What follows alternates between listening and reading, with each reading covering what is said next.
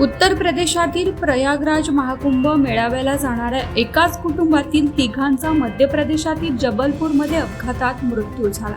पुण्यातील पटेल कुटुंब जबलपूर मार्गे प्रयागराज येथील महाकुंभ मेळाव्यात सहभागी होण्यासाठी त्यांच्या इनोव्हा क्रिस्टा कारमधून निघाले होते। भरधाव वेगातील त्यांच्या इनोव्हा कारनं जबलपूर जिल्ह्यातील पुलाला धडक दिली।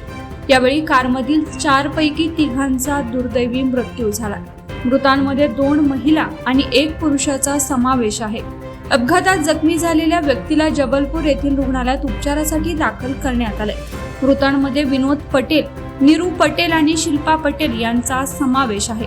त्यांच्यासोबत महाकुंभ मेळाव्याला जाणारे नरेश पटेल हे गंभीर जखमी झाले।